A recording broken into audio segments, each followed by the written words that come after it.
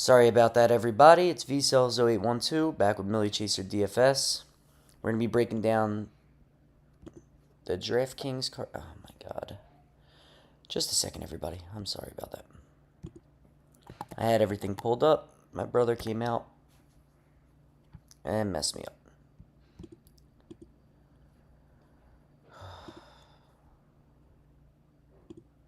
Alright.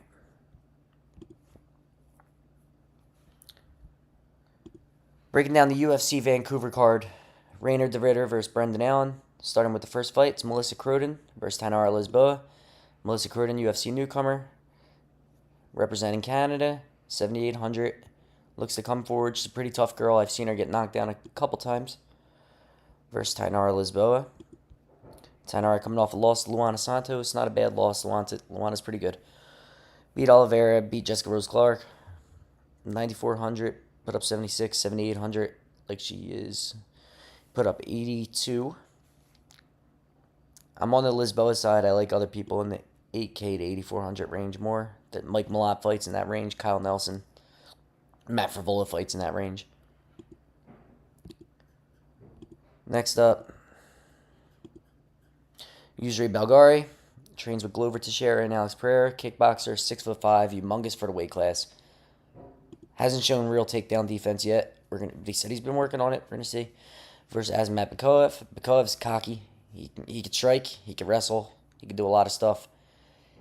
If he comes in here striking, I think it's gonna be a hard matchup for him. Very hard. Bikoev, most popular player on the card, because of his wrestling upside, because of how well he's been scoring, because of the 2 first-round finishes. 9,100 is a great price. If you're on that side, go for it. I think Belgari is also extremely live here. If he catches, the way Belgari wins is going to be knockout. If he catches him, he's going to pay off $7,100. Lots of leverage off of Bikoev. I'm going to be on the Bikoev side, but I'm going to be playing a lot of Belgari as well. Ravina Oliveira versus Stephanie Luciano. Stephanie lost to Sam Hughes. No shame there. Sam Hughes a beast. Would have scored 74 if she got the win. Not bad. And her other win versus Tally Alencar, 74 at 8,500. So it looks like she's getting you around 74 in her wins. Ravina Oliveira wasn't able to get her wrestling going against who we saw earlier, Tainara Lisboa. But pretty good fighter. Took 2 years off. Had some surgeries, I believe. So she was coming off some injuries. That's why she was missing some time. But she's fully healthy now. When fighters take 2 years off and they come back, I'm always looking for what changes they made. So I expect there to be some changes for Oliveira. I'm not going to be on 9,300 for Luciano, but I will play some $6,900 Ravina because of the grappling upside. I don't think it's massive upside here, but I think in a win at 6,900, it shouldn't be too hard to pay it off. Jordan Santos versus Danny left-handed god Barlow. Danny Barlow lost to Sam Patterson. No shame there. Sam's a good fighter. Split decision with Veretnikov's not great. Josh Quinlan, I used to be impressed with. Quinlan stinks. I'm going to be honest. Danny Barlow has one punch, it seems like, and when he's going on his back foot, he doesn't look good at all. And he's fighting someone who never steps off the gas, the Jordan Santos. Non-stop walking forward. Lost to Ozzy Diaz. Put up 59 points in that loss with 1 takedown. Think about that. Just striking would have had an 89-point victory at $8,700. That's insane. This guy has a lot of volume. Comes forward. He's pretty tough. If Danny catches him with a shot, he could put him out if he hits him with that left hand. But Danny slows down, for one. And Jordan Santos never really steps off the gas. I'm going to be on the Santos side. I could see playing Barlow in DFS because left-handed god. But Santos puts up, he's a pressure fighter against someone who doesn't like to be pressured. 7K for someone who throws nonstop. I like that. One of the shots I'm going to be taking is Jordan Santos. Hung Seo Park versus Bruno Silva. I like Hung Seo Park. He lost Tatsuro Taira.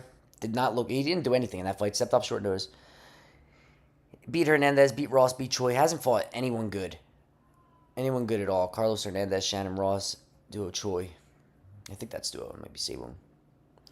But fighting Bruno Silva, this is a step up. Not a step up from Tatsuo Taira, but from his victories, it will be.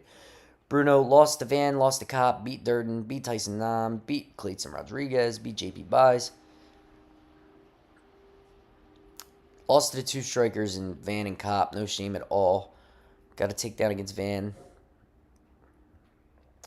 I'm going to be on the Park side, but Silva is definitely a live dog. Silva's live against everybody. Silva is live against everybody. 7,200 is a good price. 9,000. I think there's going to be a finish either way on this. I'm going to have a lot of Park, a little bit of Silva.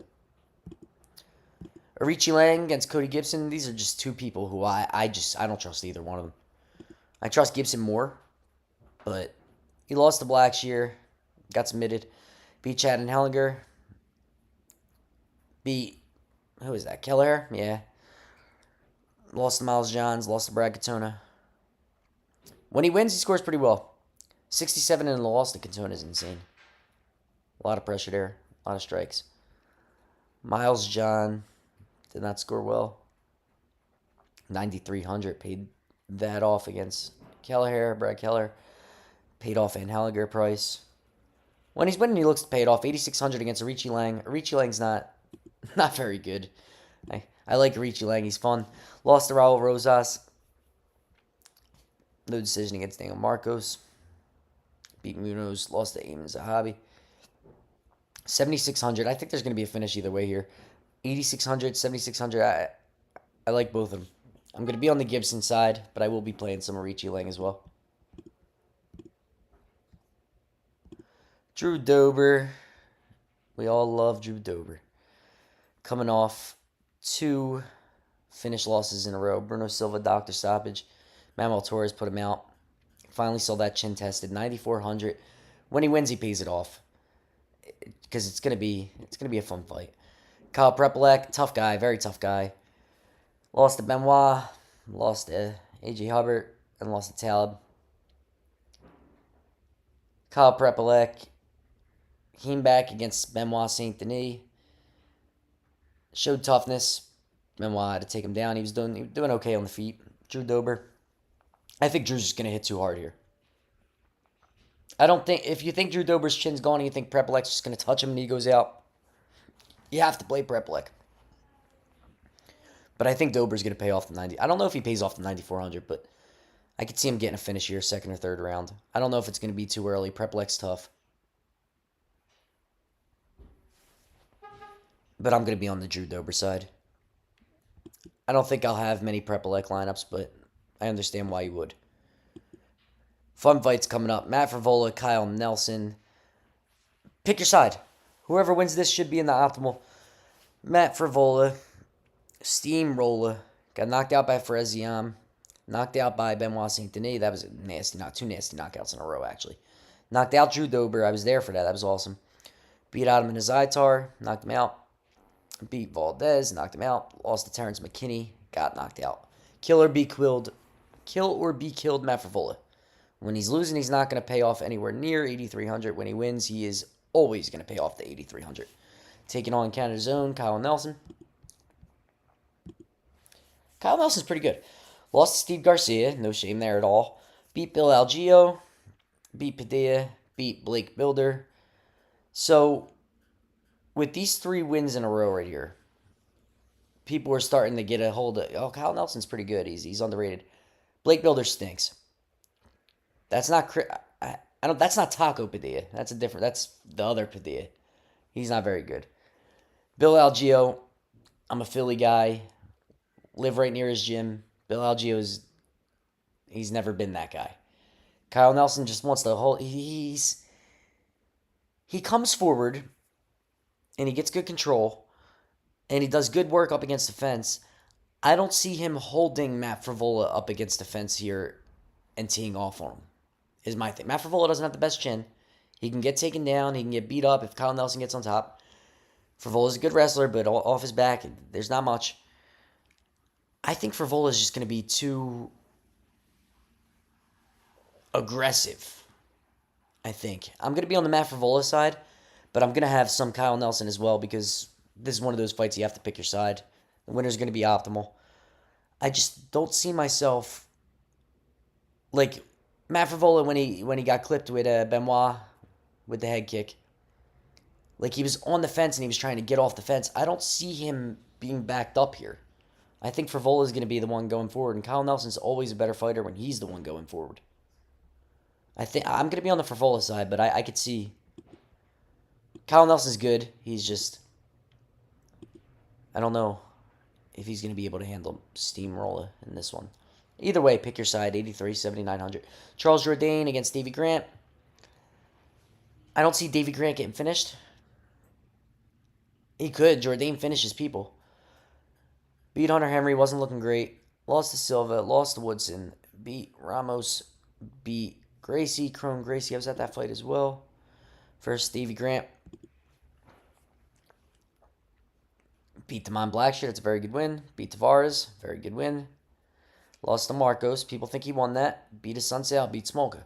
Davey Grant's good. All of his fights are close, and that's what worries me about this one. If you're playing Davey Grant, you're going to be sweating. If you're playing Jourdain, you're going to be sweating. I don't think there's going to be a finish either way. I actually think the grappling could go to Jourdain. I'm going to be on the Jourdain side, but I'm not playing either.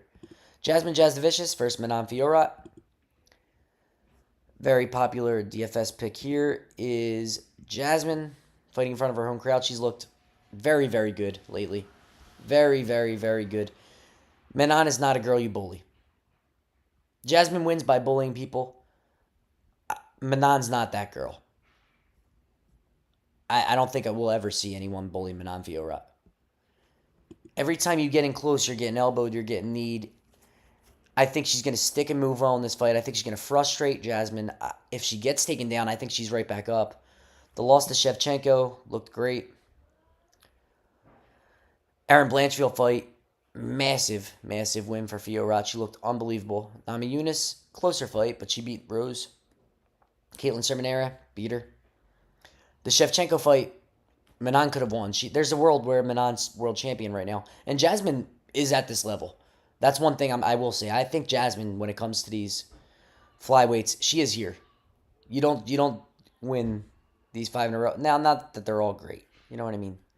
But the Jess Andrade, she looked unbelievable. I was actually on Jess. For some reason, I was on Jess Andrade. I didn't think Jess was going to be bullied by Jasmine, but Jasmine she is a bully. And she's going to bully most people. I just don't think Manon gets bullied here. 7,300, she's going to be a very, very, very popular underdog because of how well she scores. If she doesn't get the takedowns here, there's just no world where she wins against Manon. I'm on the Manon side. 8,900. Jasmine's tough. I don't think there's a finish, and I don't think Manon's going to land 140 strikes. But I do think she's going to stick and move and make it look easy. It's going to be her fight to lose. I'm going to be on the Manon side. Jasmine Jasdavicius is very popular underdog. If you think she gets a takedown, she is 100% going to pay off 7,300 if she wins. Ayman Zahabi against Cheeto. A lot of people are on Cheeto as an underdog. This card, I just think there's underdogs with higher upside scoring-wise. Whoever's going to win this fight, I lean Ayman Zahabi because how Cheeto's looked recently. But whoever wins this, I don't think either of them score well. It's not that sort of fight. It's going to be low output. Cheeto starts slow. I don't think there's a finish on either side. I'm going to be on the Ayman Zahabi fight, but I don't know how he pays off. 8,500 without getting a finish. And Cheeto is very, very, very durable. We saw him get dropped in his last fight, but against Davison Figueiredo. Cheeto just starts too slow. I think this seems like a split decision sort of fight and a 50, 60 point score no matter what. Mike Malott against Kevin Holland. Another one of those pick your sides. Kevin Holland hasn't looked good recently. Mike Malott shown improvements after the... Well, I can't even say he's shown improvements. Malott's always been good. He's always been good. He's shown a little bit of quit in the Magny fight. He was exhausted. He was beating the piss out of Neil Magny. He said the win against Trevin Giles didn't score well. He scored okay against Chuck Racky. He's been more patient. And in this one, I think he can win this either way. If he's aggressive and just shoots takedowns and I think he beats Kevin Holland that way, and I also think he beats him counter striking. I think this is a good matchup for Mike Malott. I'm not a Mike Malott hater. I'm not one of those guys who was off of him after the Neil Magny fight. It happens. He adrenaline dump. Not a good look. Don't get me wrong. It doesn't make me feel great. Kevin Holland has done this plenty of times, but the D-Rod fight with Kevin Holland just that was upsetting. Really, really upsetting. I had Kevin Holland in a lot of action, and D-Rod is I have Malott like 2 levels above D-Rod at this point in his career.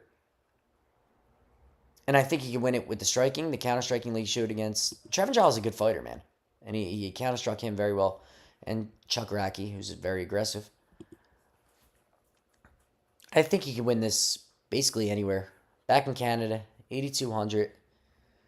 Closest lined salaries on the card. I'm going to be on the Mike Malott side. If you're playing Kevin Holland, I get it. The 8K price tag, 8,200. Pick your side. I'm going to be on the Mike Malott side. Brendan Allen against RDR. I'm just not going against RDR until he shows me he could lose. This guy's massive. His striking's not very good. He's goofy. He's dangerous. He's just everything seems like it hurts. Everything he does seems like it hurts. I love RDR. I wasn't really huge on him. After this Gerald Mearshart fight, I was like, oh God. Oh, God. And this is more along the lines of the Mearshart matchup than it is the Kevin Holland. Brendan Allen is a grappler. He's a come-forward grappler. Very good. Very good at taking people's back and controlling them.